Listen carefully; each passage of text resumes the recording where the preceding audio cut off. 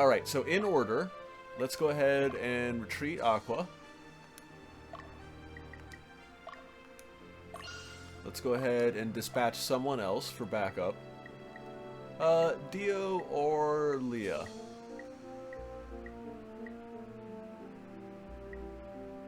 God, I like both those units. Alright, let's get Dio out. Why not? I feel like he's the kind of person who, if he doesn't see some action every now and again, he starts to lash out at other people. Let's go here.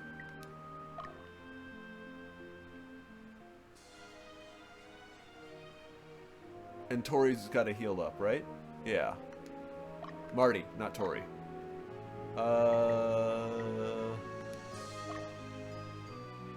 Do I just want to use... No, let's not use the package heal item. Let's use the 2 individual heal items to start. No need to go all wild with my most potent healing item right off the bat. Especially since we're about to have home field advantage for a bit. Oh no. They're going to attack with grapplers when they move towards me. And those grapplers are going to be in the front row.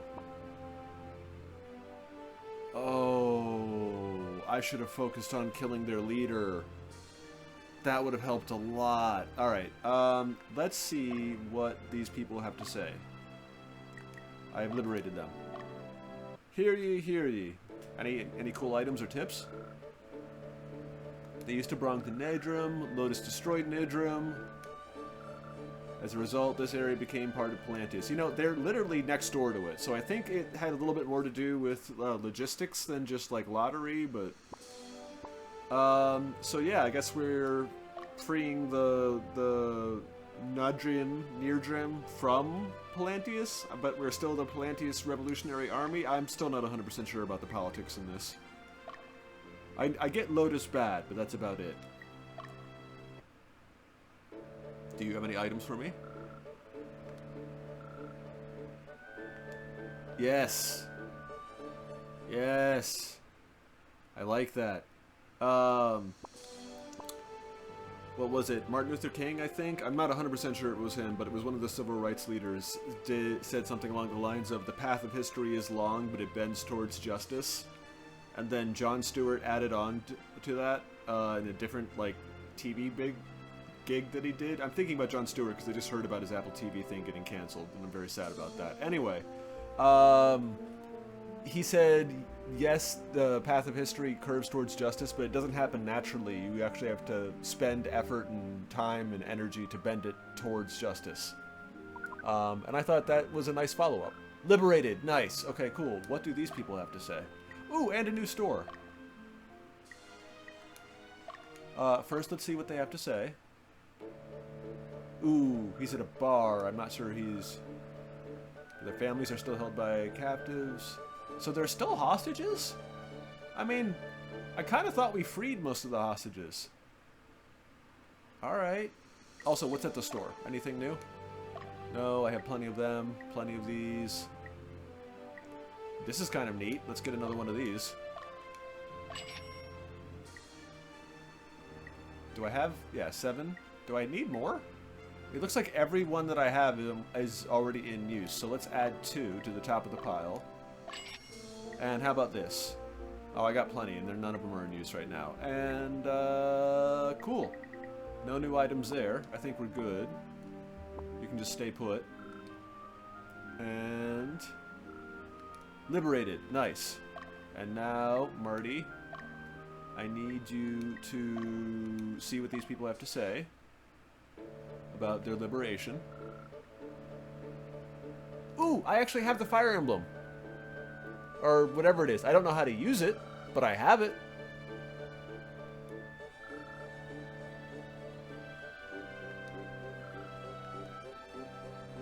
I mean, that's a theological concept there. I don't want to talk about success or failure being directly related to one's faith. But, you know, interesting theory you got there, old man.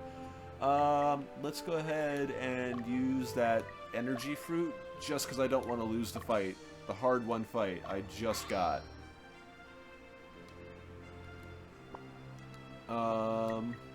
That did almost nothing.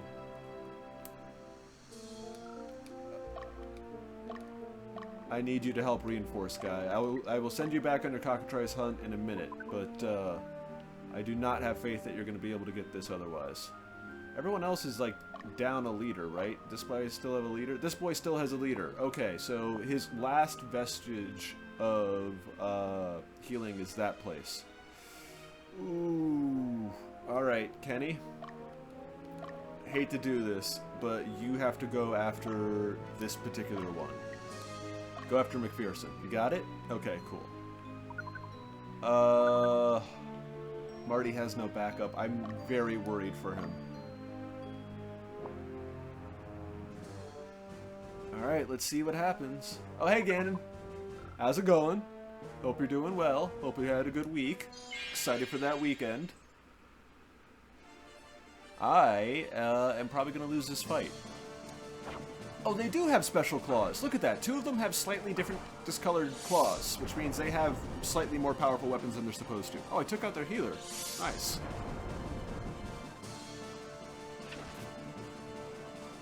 Oh, get them guards on.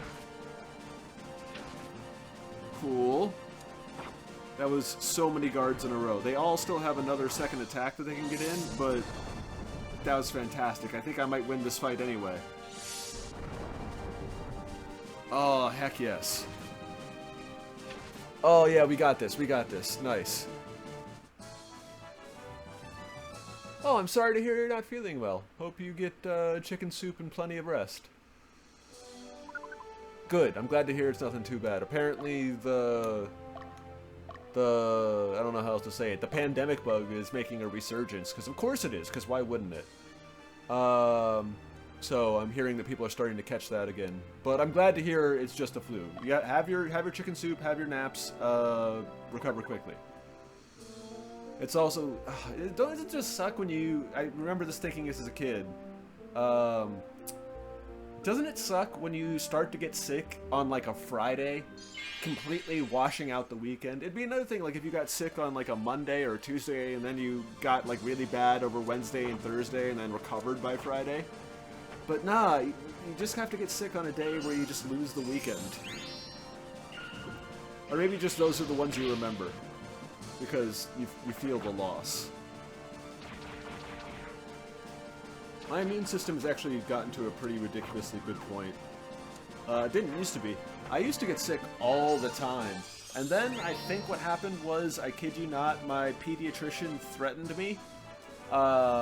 I know that sounds bad. Basically, I had strep throat for like, I don't know, like probably the 7th or 8th time in my childhood.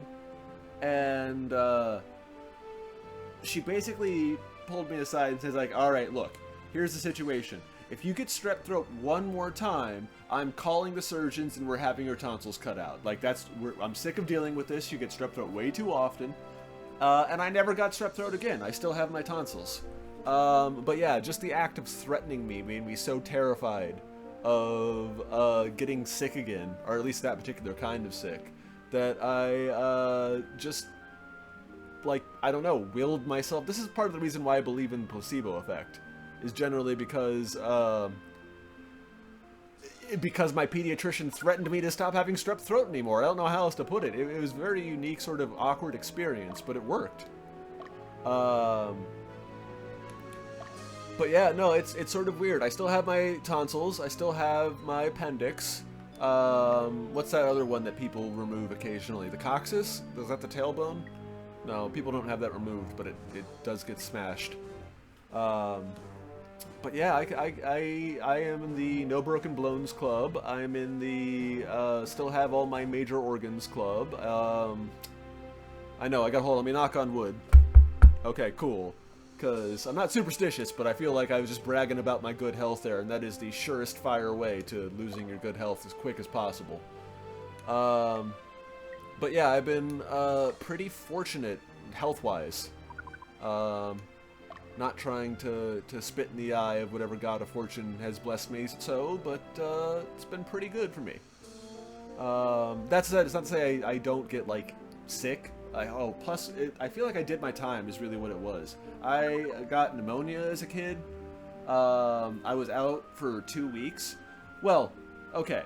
I was out for 2 weeks, but basically I had bed rest and a nebulizer, which was a type of medicine where all I had to do was inhale. Which is like I don't have to swallow any bad tasting medicine. The air doesn't have any flavor.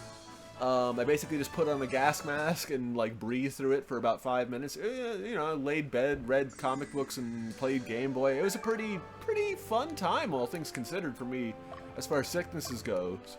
But you know, apparently my stats and vitals weren't the greatest in the beginning of that, and because pneumonia was at least thing that I had was relatively contagious, I was taken out of school for 2 weeks.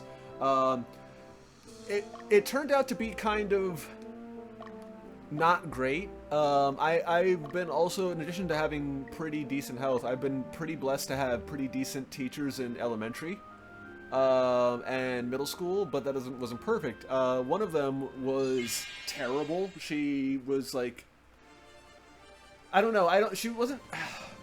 She was a little bit senile. I don't know how else to put it. She was kind of at that, oh, I don't like that they got the full heal off.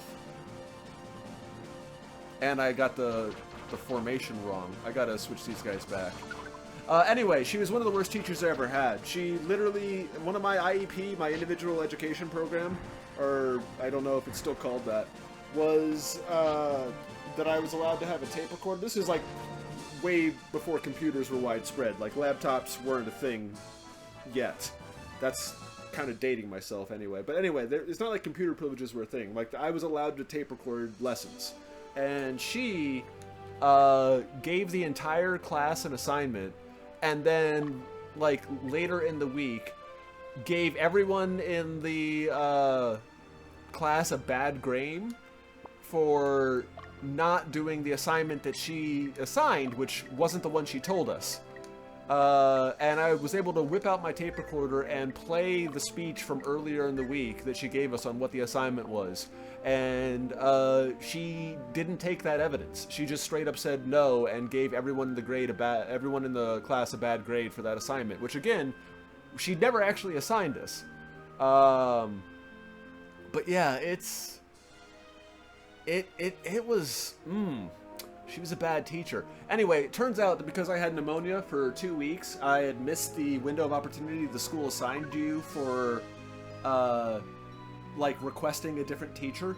Like, the school would let you request a different teacher, but only within, like, the first, I think it was, like, 3 weeks of school. Or not 3 weeks, like, 2 months of school, or something like that. Or was it a month and a half? All I know is that being out of school for 2 weeks meant that I had missed my window of opportunity to apply for a different teacher. But yeah, she should have retired. She should have retired long before I got to be her student. So really, having pneumonia didn't do anything to me that felt uncomfortable. It was a detriment to my overall education, though, because one of the only bad teachers I got was because I had pneumonia. So, you know, funny how the dominoes fall into place like that. I don't know what to do with this one. Is this Toots or... Yeah, this is Toots. Toots, I'm gonna have you hold this location. Cool. And then, Carmen, I'm gonna have you go hunting, because I think you have a better unit composition. I know it's just doll makers, but, oh, wait, no, I don't want Carmen to hunt for... the cockatrices. I specifically want Kenny to do that. So, here. You go after this one. I'll have to move Kenny back again.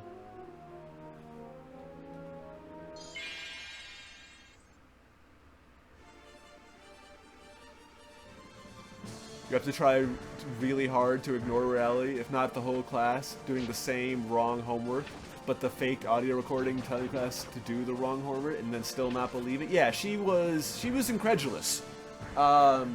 She was one of those people who believe that children don't know anything, which is, you know, I guess an okay opinion to have for a teacher because you want your students to, like, learn. But she didn't, like, believe that her students didn't know anything in the, okay, sweetie, let's work this out, let's learn about the world. She didn't believe her students knew anything in the sit down and shut up and just listen to what I say and repeat exactly what I say back to you verbatim kind of way. She was a very, very poor teacher, and I was not the only student that had issues with her. But yeah, I don't know if she had tenure or whatever, but the rest of the school was like, yes, yes, your complaint is noted. Anyway, um, not quite the worst.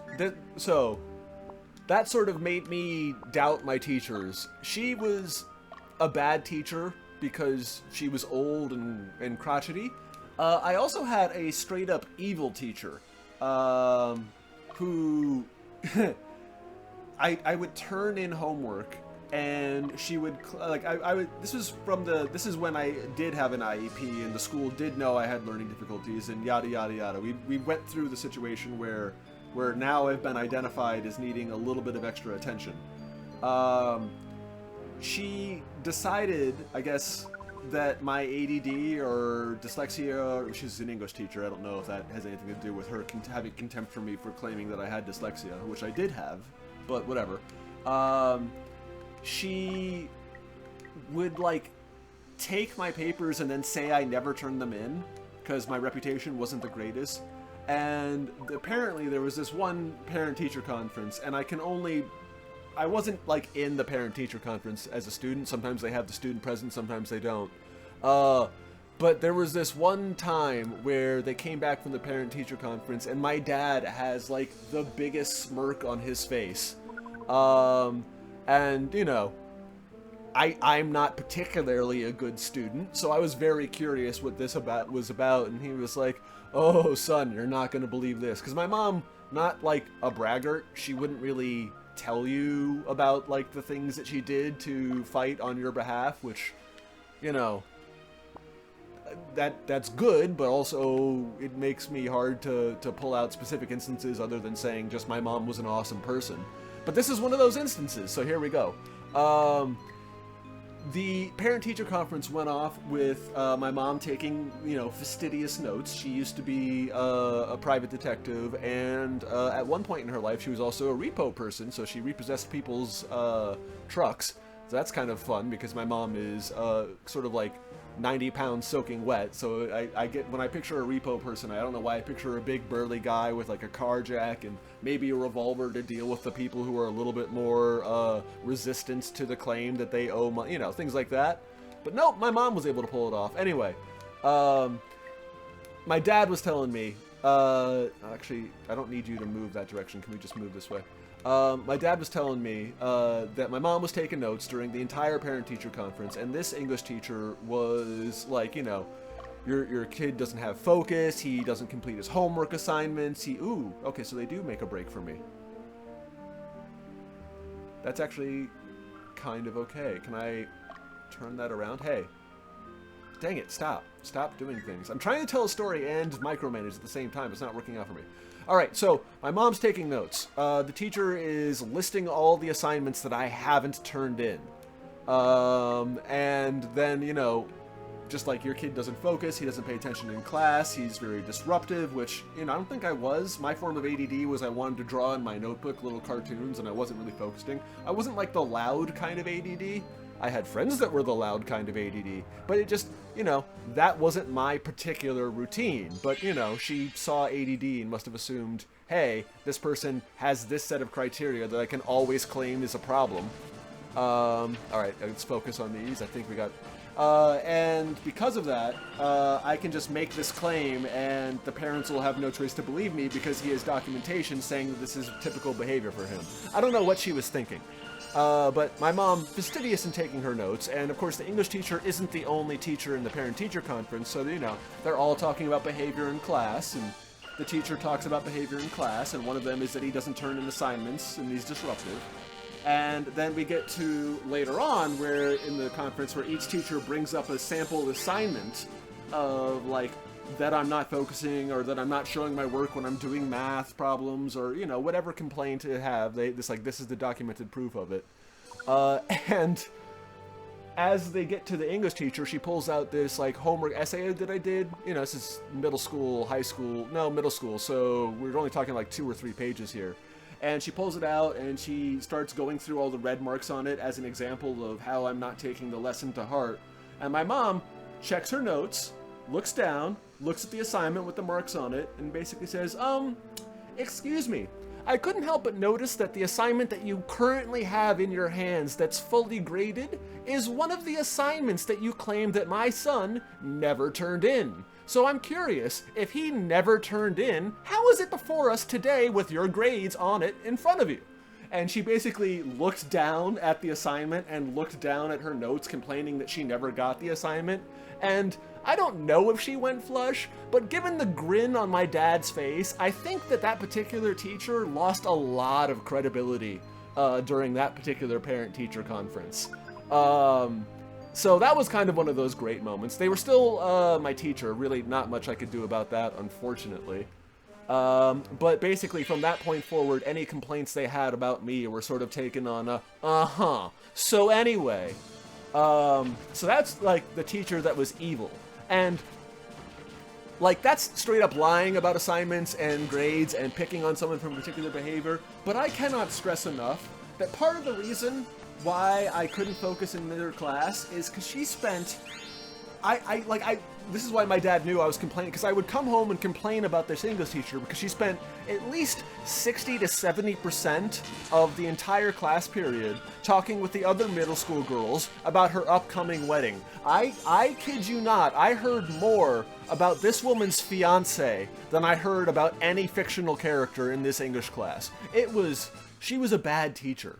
So part of the reason my dad was so excited is because he's like, oh, son, you know how you've been talking about this woman this entire time and we've kind of not been believing you because every student complains about their teacher, especially middle school kids? Your mother got this woman dead to rights in your class. You were completely right, son. You're going to have no problems in English for the rest of the year. Which wasn't quite true, but, you know. Anyway, super nice. Hold on, let me read your...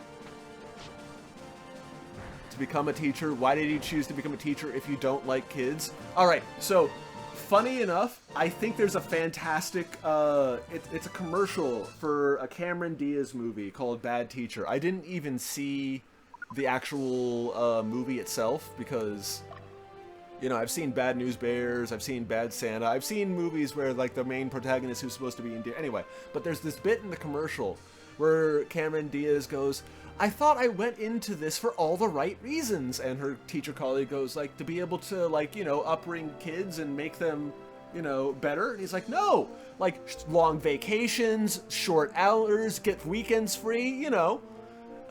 And I think there are a certain number of teachers who just, like, see this as, I don't know, like a very easy job to do with very low demands and, like, long built-in vacations. So I have friends that are teachers, so I say this in jest instead of sincerity. If any one of my friends who are a teacher happens to be watching the stream, I'm not talking about you. I'm not talking about you.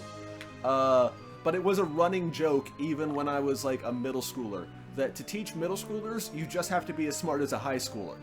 Like, you don't actually have to be all that smart to teach children of a certain grade level. So... Now, obviously, as an adult, I know that you need to have a high enough emotional quotient and all that other stuff, but in terms of, like, subject matter, you don't necessarily need to know algebra to teach middle school math. So, if you never learned algebra and you're relatively good with kids and you somehow have an education degree, I don't mean to suggest that it's particularly easy to teach children, but I believe that it can potentially draw in a bad actor. What's it called? Yeah, bad actors. Which are people who are part of a cause that they don't believe in, right? Or maybe it's they're part of a cause and they're acting directly contrary to cause. I forget I gotta look up bad actor now. I always thought it was a great philosophical concept that you can't necessarily judge an entire group because there's always bad actors in every group. It's really hard to identify in most cases. Some cases it's very easy to identify.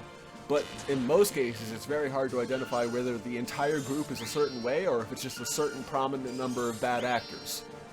Now, usually the judge for that is the timeline. On a long enough timeline, if those bad actors keep getting the spotlight and the group doesn't do its internal pruding to try and remove the bad actors from the group itself, then that's no longer a bad actor and it's an accurate representation of what's going on. But in theory, If it's just like the first time you're hearing about a group and you hear something negative, there's always a potential that that's not the way they actually are, and it's just a series of bad actors. I try to give people the benefit of the doubt, mainly because, you know, we all have situations where we mess up. Oh my. Sorry, now you got me thinking about parent-teacher conferences. There was a different parent-teacher conference where my dad came home with, like, okay, so he doesn't wear a hat, but if he was the type of person to wear a hat, he would have his hat in shame, just held down. Oh! Okay, you wanted me to tell the story, Gannon. Thank you for remembering. I'm touched you remembered. Of me working at a dive bar and the time that our bouncer knocked himself out, bouncing someone out of our bar. Alright, so it's a typical Thursday through Saturday night. So if you know anything about the industry, those are kind of like the busier, heavy-handed nights, even if there's not an event going on. But it's relatively crowded in the bar, you know? It's like two people deep, roughly. So like we have a group of people sitting in chairs, and then we have a group of people standing behind the people in chairs, you know, chatting away, ordering beers and standing up and talking to each other. I mean, it was sort of a dive bar, so it's not to say that we didn't have fire regulations. It's sort of more than the lines that, like, we sort of assumed that everyone was an adult and took care of themselves appropriately and probably wouldn't start a fire, which is ironic because there actually is a situation where the restaurant above us caught fire and not everyone retreated. A few people wanted to finish their drinks, but I wasn't working there at the time of the fire, so I can't tell that story directly. I heard about that from my seniors. Anyway, relatively Thursday through Saturday night, we're busy as crap, and we're getting towards the end of the night. The bouncer pretty much works from, let's say, 6 to about 11:30-ish. Now, the bar is open from like 4 till 3 in the morning. Honestly, I've worked almost a full 12-hour shift there when we opened and we were short-staffed. Not the funnest arrangement, but you do what you do. Oh, wait, I should be focusing on doing things in the game as well. Alright, so I should start killing people. Anyway, the bouncer has been off shift for a little while, so it's past 11:30. The night is... It's not quite winding down yet, but it's not growing any. So there's no new people coming out, but people still aren't leaving. Tori? Oh, here, I'm going to send Dio to back up Tori's... Yeah, Kenny, that's fine. Marty, you go over here.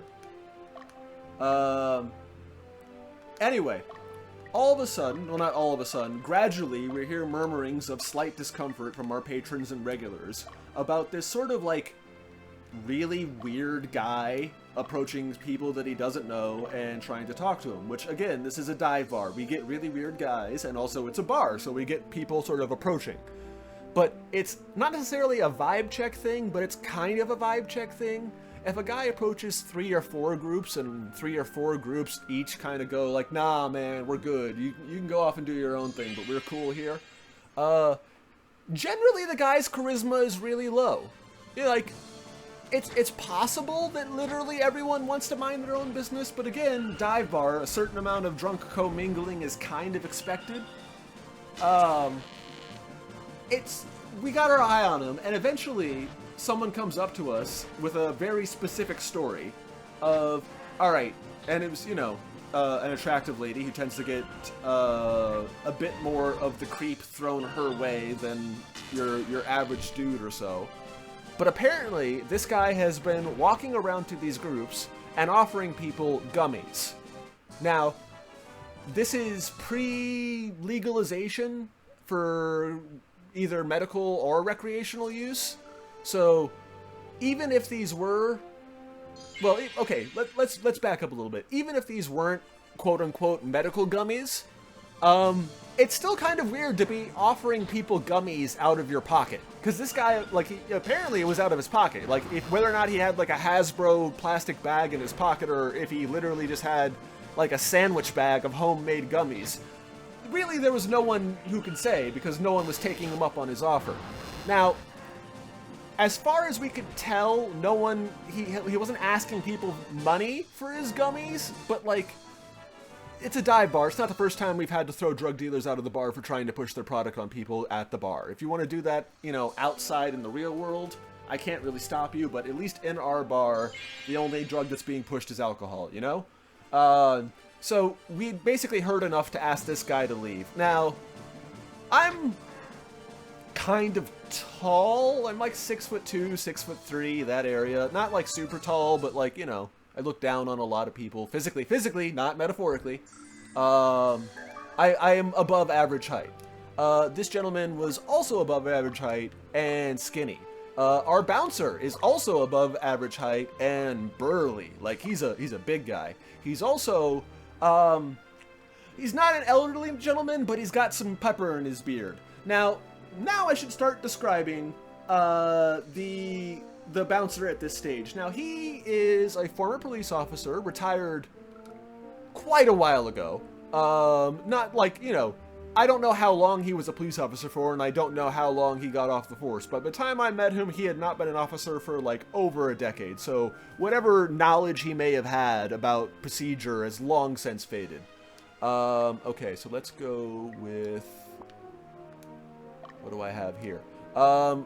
Anyway, this gentleman, who has been off duty for probably about 30 minutes or so, has gotten his shift drink, so that's like one quote-unquote free drink, and he also has a bit of a staff drink discount, and he has sort of used these to flirt with one of the more attractive patrons we gotten that night. Now, I mean, I guess we kind of looked the way if you did it while you were on duty, if you were smooth about it, but by and large, we were kind of discouraging of flirting with patrons while working. But like I said, he was off the clock, and he was, oh man, he was laying it on thick. He was really trying to get this lady's attention. Anyway, he sees from across the bar us start to ask this gentleman to leave. Now, the gentleman who's been giving out, or trying to give out gummies to people,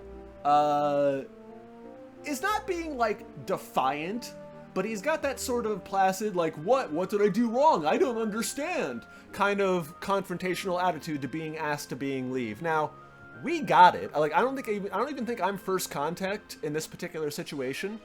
I think I'm just, like, the guy standing behind the first contact, because you always want to have two people when you're asking someone to come out of the bar, or to leave the bar, unless you're understaffed. I've had to do that myself. Just never fun to have to do it yourself. But never mind. At this particular night, we're two people, and I'm pretty sure I'm not first contact with this guy. Anyway, he is, like, moving towards the door, but he's, like, shuffling his feet small and doing it kind of reluctantly, you know, as you do when you don't think you've done anything wrong, but you still want to comply. Well, don't want to comply. We get him to roughly where the door is, and I think I described last time with the guy who tripped over his shoes and knocked his own tooth out by landing on the ground. My bar is kind of L-shaped, so we've got him around the long side, and we've kind of gotten him toward the short side, which is where the front door is. So, at this point, drunk as he is, Bouncer Guy has noticed that we've positioned ourselves as a physical barricade, and I'm kind of, like, pushing this guy towards the door. Oh my god, this guy's name is literally Bad Guy. I just noticed that for the first time. I was about to decide what unit to send after him. Anyway, so the bouncer notices the commotion and decides that even though he's not on duty anymore, by golly jeepers, it was a slow night tonight, and he never got a chance to show off in front of this, you know, new lady friend how competent he is at his job. So he goes from 0 to 100 almost immediately. You know how when you generally puff out your chest when you're trying to impress, you know, your I was going to say someone of the opposite sex, but I realize not everyone is attracted to the opposite sex. But, you know, if you're trying to impress someone, and you're trying to use a situation of bravado you're trying to use the avenue of bravado to be that impressiveness, you kind of puff out and get a little louder and be more aggressive than you would otherwise need to be. And like I said, this guy the bouncer is already drunk, so his regulation, instead of going from like 0 to 45 or even 0 to 60 to indicate that like this isn't a negotiation and the gummy bear man needs to leave the bar, goes from 0 to 120. So goes from, and like almost violently, like takes this guy. I don't think he fully lays hands on him, but like starts basically chest bumping this guy out the door. Gets him out the door, gets him up the small amount of stairs that we had, and gets him to the sidewalk. Now, normally, as far as a restaurant is concerned, our obligation ends once they're outside the threshold. I mean, there's an alcohol thing. If we overserve people and they go out and drunk drive, then we're slightly responsible for that. We're very responsible for that, and we'd have to argue culpability and say that basically our argument would be that they went somewhere else, got even more drunk and went somewhere else, and then drunk drove. But generally, aside from over-serving people, we don't really have power to regulate people's behavior outside of the front door, more or less. Which is why, for a little while, my county tried to make it responsible for the restaurant, for smokers outside, for being within 15 feet of the entrance, to find the restaurant, not the smoker. And actually, if it weren't for the security officer at the county meeting basically explaining that there's no way that would be a legal, enforceable thing that they could do. Only cops have the ability to write tickets and citations like that, and they would only be on the infractor, not a tangential party to the infractor. Anyway, the cop had to explain it was all broke. Anyway, so the bouncer, who should have had like a light touch, you know, sort of like, sir, you need to leave now, like maybe like a light hand on the shoulder, was chest bumping this guy, and he got him outside the door. Now that should have been fine. Continues to chest bump this guy out of the sidewalk into the center of the street. Now, at this point, we're kind of questioning the motives and abilities of our bouncer, because his lady friend is still in the bar and can no longer see what's going on. But our bouncer has gone full testosterone mode. And now, Gummy Bear Man, who before was, you know, reluctant to leave but understood that this was a private establishment and therefore had really no say on whether or not he thought he was acting creepy or not, was not really, you know, the standard, like, you done messed up, boy, it's time to leave. He now is in public property and is starting to stand his ground like a little bit more solidly because, again, our responsibility has ended. And the bouncer is not having this. They are now both in the middle of the street, standing chest to chest. Now, if you can stand up, I want you to stand up, because what I want you to do is stand up. I'm actually doing it now. I don't know if you heard my chair creak. Stand up, get both of your legs about shoulder length, and put your hands down by your side like you're chest bumping something. Get that sort of chest bump action going. Feel it nice and like confident with yourself. Keep in mind where your legs are positioned. What happened is Gummy Bear Man and Bouncer Guy are roughly the same height. Gummy Bear Man is standing his position and Bouncer is chest bumping. Both guys have their chest out. And you know how when two concave things kind of bounce against each other, there's a recoil thing where the opposite ends of the concave things wobble a little bit? In this mutual chest bump situation, both gentlemen' lips touch. Now, I don't think either gentleman meant to kiss either other gentleman. You know, I don't think the bouncer was trying to kiss Gummy Bear Man, and I don't think Gummy Bear Man was trying to kiss the bouncer. But either way, a kiss is what had happened. And the bouncer, in full testosterone mode, cannot stand this indignity. So the bouncer, and I want you to keep in mind, your legs are now chest apart. The bouncer takes a large step backwards with his right leg. Now, if you know anything about fighting or UFC, there's like a certain stance where you want to keep your legs within a certain level of your shoulders to make sure you're properly balanced. Yeah, this guy, the bouncer, did not do that. He took a far step back, took a large wind up with his right fist, and went for a sweeping right hook.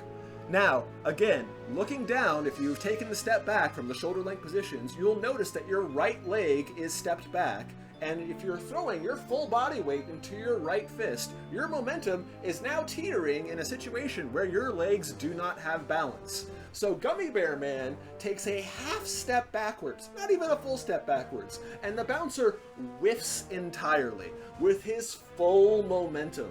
And I kid you not, the bouncer does a full pirouette and lands on his butt in the middle of the asphalt, in the middle of the street.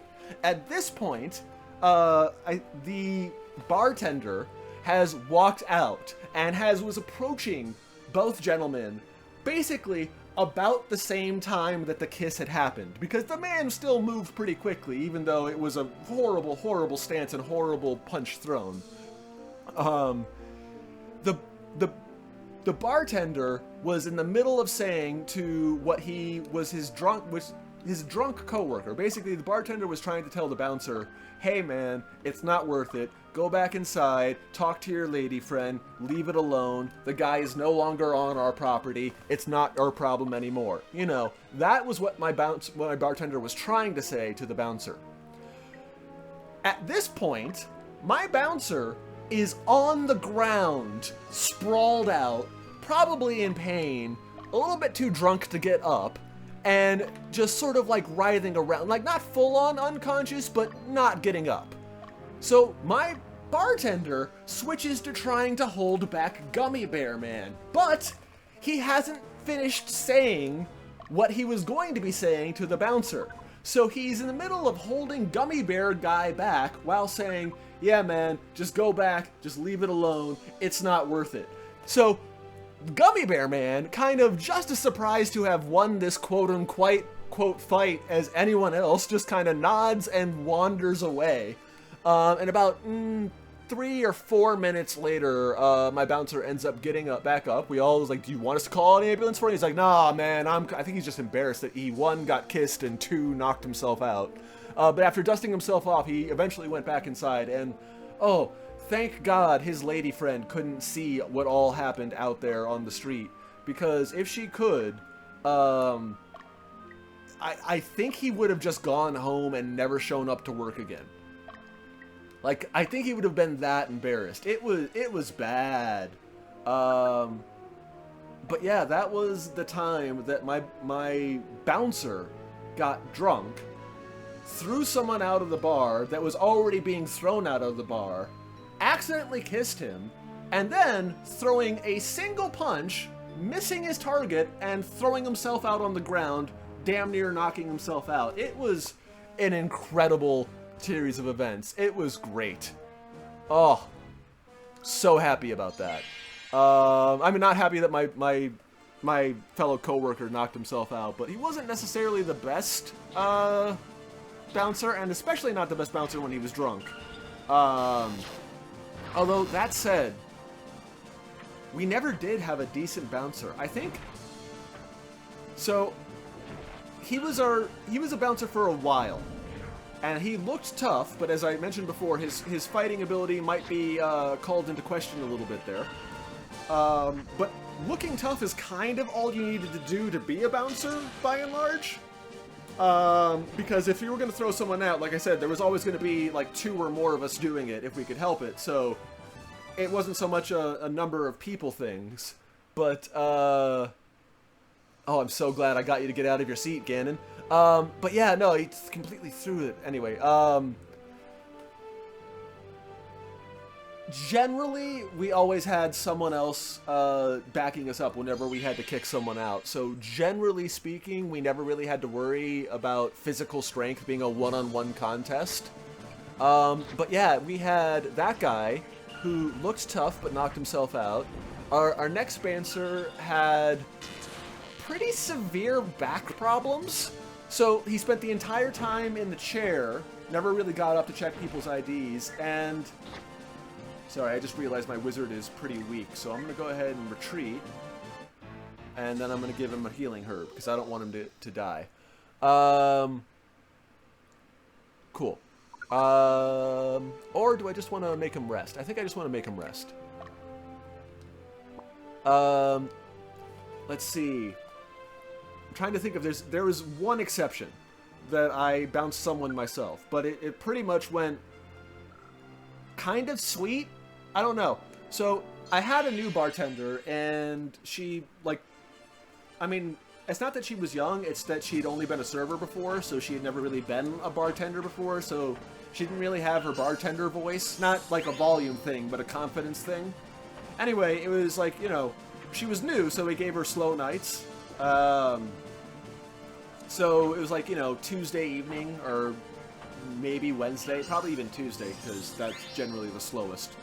For whatever reason, Monday tends to have a little pop to it because there's lots of places that have Monday events, but Tuesday is generally the slowest in most of the bars that I've worked in. Anyway, she was working a slow day to the point where we only had like 5 customers in the entire restaurant, and 4 of them were her friends.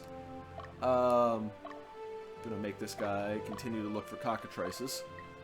And this guy came in, this old man that, like, you know, he didn't stop smiling, but you can kind of tell it wasn't genuine behind the smile. Like, he just smiles at everyone and nods and just kind of does what he wants. He's like one of those types of people.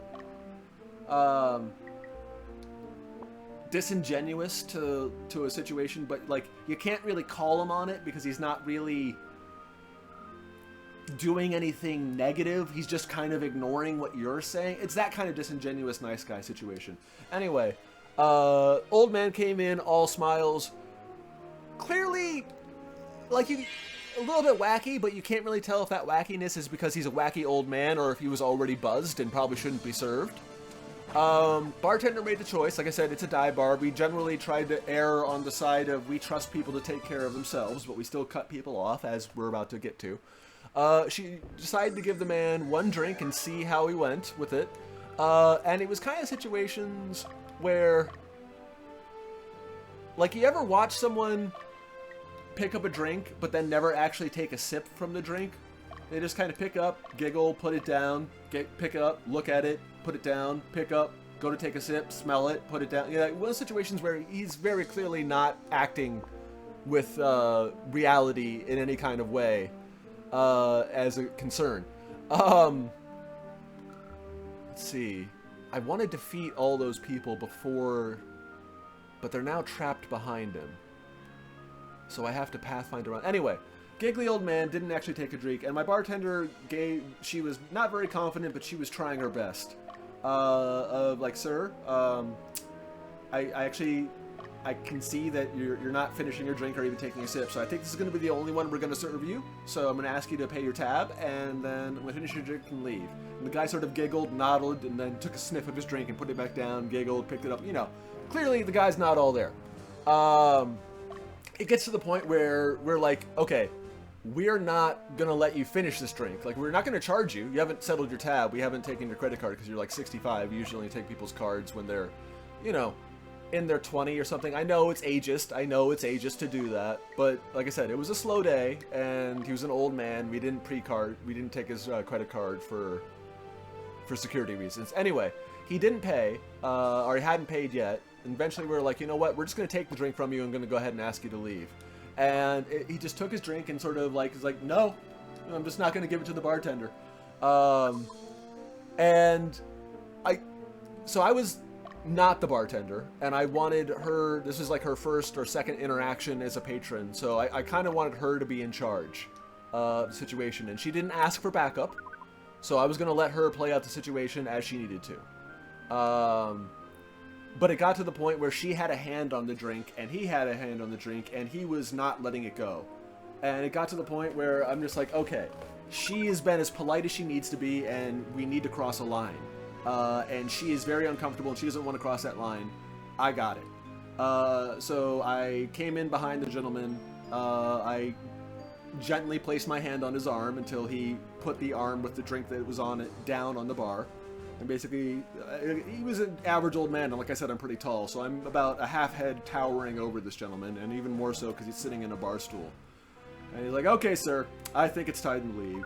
And I don't know if it was the fact that I had like a deep booming voice and was looming over him in a physical way, whereas the bartender was behind the bar, or if he was the type of kind old gentleman who's just a little bit sexist and doesn't believe a lady can give him orders. But he listened to me. He let go of the drink, and he's like, oh, I'm sorry. I didn't know what was going on. Here, let me pay for it. You don't even need to let me finish it. And I looked at the bartender, and she gave me that subtle shake of her head. And I'm like, yeah, no, we got this. We kind of don't want your money. We're just going to ask you to leave for tonight.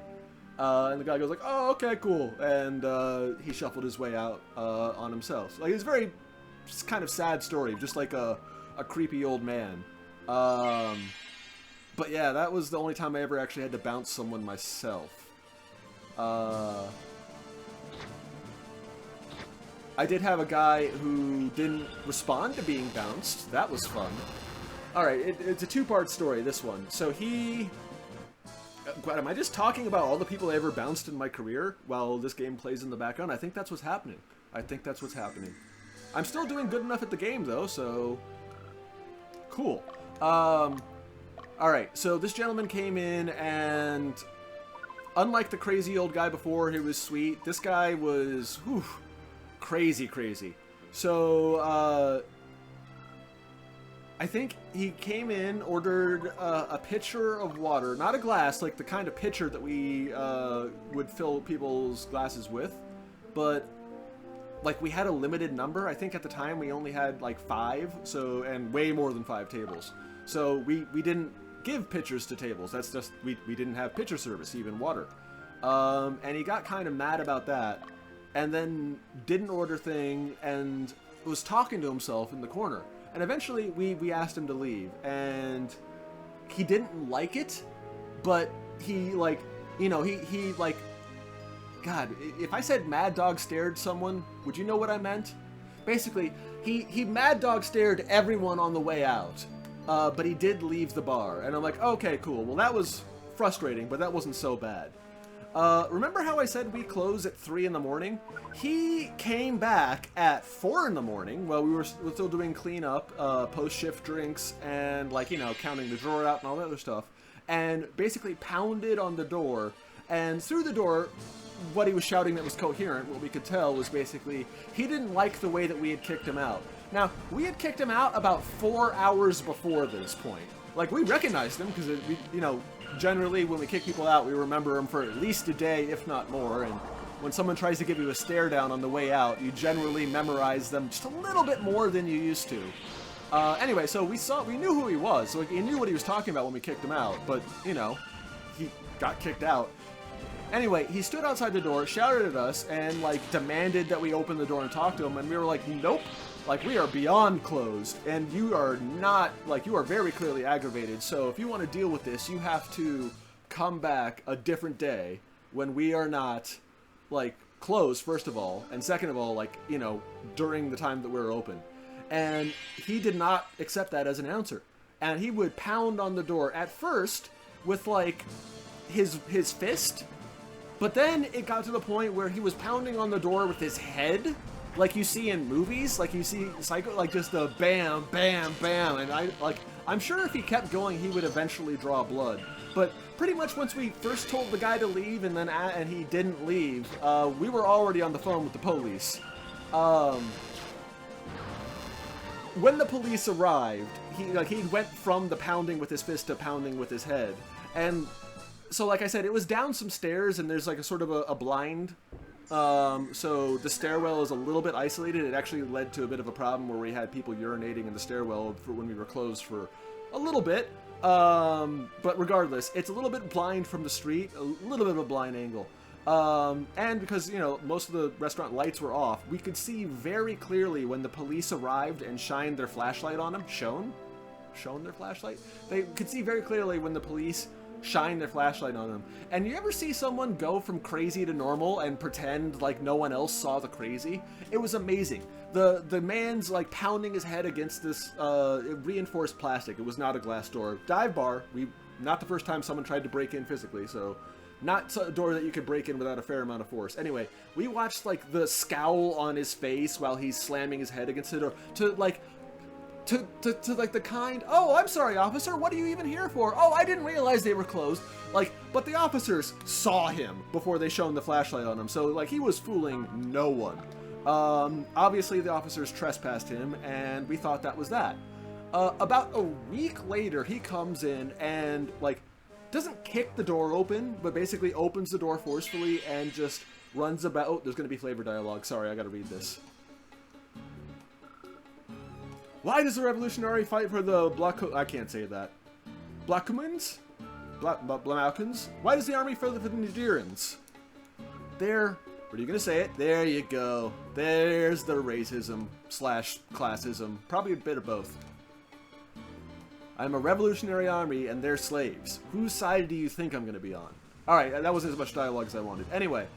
Guy comes in, walks past everyone, including 3 people who were like there the night that we had to call the cops on him, sits down at the exact same table that he was sitting at the night he got kicked out, and basically we approach him immediately and say, I'm sorry, sir, there's no way we're going to allow you to come back given what happened last time. And this time he doesn't try and order anything. This time he just says, don't talk to me. Don't even talk to me. Don't talk. If you want to get fucked up, touch me. If you want to get... Sorry, I didn't mean to curse. Oof. If you want to get messed up, touch me. Don't do it. Don't talk to me. And I'm like, oh, wow, this guy is already off the deep end. So we called the police immediately again, and they took twice as long to come there while this guy is sitting in the center of the bar, like, being very aggressive. Not fun at all. And turns out what had happened is the police, I have mixed feelings on this, because in my opinion, given the aggressive nature of the person, I would have much preferred they had sent the closest unit. But what they chose to do, and there's merit to this, and I'll explain this one as well, was to send the exact same unit that dealt with him the week before, which is why it took longer. They had to find the same 2 officers and send them to the location, and they weren't as close this time. Now, although that caused a slightly longer response time from the police, the man was making threats of violence, but not towards anyone, more in response to action. Which is more, because we were telling basically verbatim what he was saying to the 911 operator on the phone. We were on the phone, I think we called first, and they said, cool, people are on the way, and then after 5 to 10 minutes passed, we called them back, and I'm like, yeah, we're staying on the phone until police show up, because this man is very crazy. But yes, the exact same 2 officers from the time before showed up, and they basically were like, come on, man, now, you gotta come. And I think this was wise, because he did the exact same thing when the police officers show up, of acting like, oh, I'm sorry, officer, I didn't realize they didn't want me here. I was just trying to sit here quietly, you know, try and bullshit his way out of the situation. But since they had already dealt with the guy the first time, they'd seen him when he was bashing his head against the door. So they're like, nope, you know better, you talked to us last time, you can't pull that BS act with us, we told you last time, you gotta leave, you can't come here. Maybe someone else will take you in, but this place has decided they don't ever want to serve you. You gotta leave. So that was call the police twice on the same guy. That was, not great. Then was...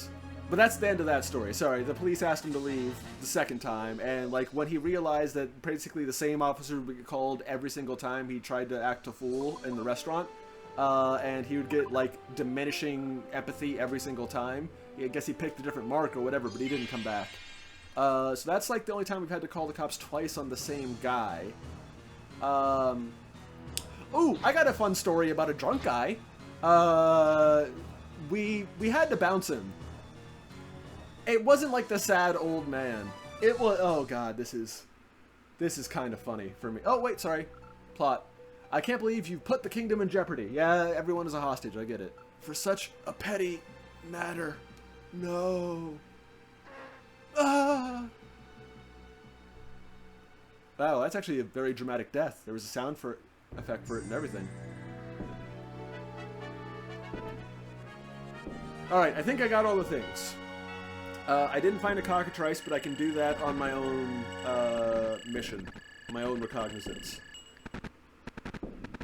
Alright, let's continue.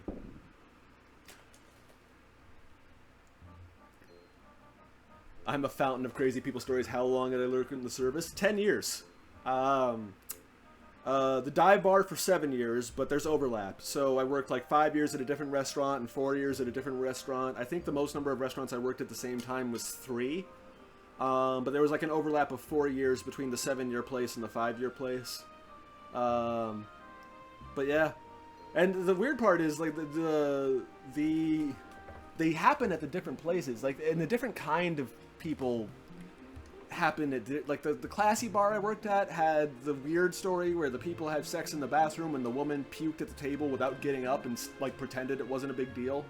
Whereas the dive bar has weird situations where people will just like, I don't know, knock themselves out and take out their own teeth. It's a weird situation. Let me go through this cutscene. I appreciate what you've done for us, but I am worried.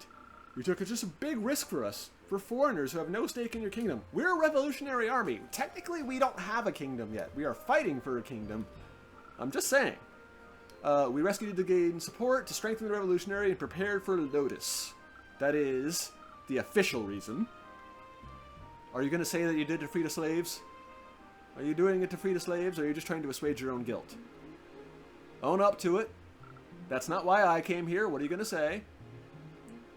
Yes, it's to assuage your own guilt. We wanted to do something about it. We wanted to avoid fading the troops. We wanted to avoid the conscripted soldiers. We wanted to avoid the hostages. We wanted to rescue those who were treated unfairly. But our goal, because our goal is to eliminate the class system and declare independence from the Lotus Empire, you are taking a lot of pages from the American Revolution in this story. I'm just saying. The whole slave argument, we had a second war about that after the fact. Anyway. No, we'll go now, but if you want to join our army, we're not going to say no. You've already done more than enough. We can't keep relying on you. But you haven't the slightest idea what the Lotus Empire can do. We pray Palantis does not share our fate, Nedrum, and our homeland. Well, if it does, then you're going to go right back into forced servitude, because once this kingdom falls, they're just going to come right back and reclaim the territory that we just liberated from you. So, kind of just a no-holds-bar crap show. Alright, let's save. And override this. And I don't have enough time to do another story mission. Thank you so much for joining me. It's always fun talking about societal situations. Also, I think we did really good in that mission there. I was able to free and liberate all the oppressed people. Speaking of subjects here, I was able to free and liberate all the oppressed people of Nedrim, the Balkans, the people's culture. I can't pronounce their name. And cool. So I fought their military and freed their hostages, and then I freed the second set of hostages, and I think he said that there was a third set of hostages, but I think by freeing the 2 sets of hostages here first, we worked out where this fight is going to be better. I was able to recruit a dragon. I wasn't able to see the dragon weapon. And, yeah, that's all I got. Anyway, thank you so much for joining me. I hope you have a wonderful weekend. Halloween is coming up, so my Monday and Wednesday streams are probably going to be something spooky. But then I'll go back to my usual games. Friday is still going to be this, though, because I'm still loving Ogre Battle. And my army is almost where I want it. I almost have all the stats I need and all the guys I need to start making, like, second-tier warriors. Oh, it's going to be so exciting. I gotta stop rambling. I gotta go feed myself. Thank you so much for joining me. Have a good weekend. Have a good rest of October. Have a good Halloween if you celebrate it. That's all I got. Bye!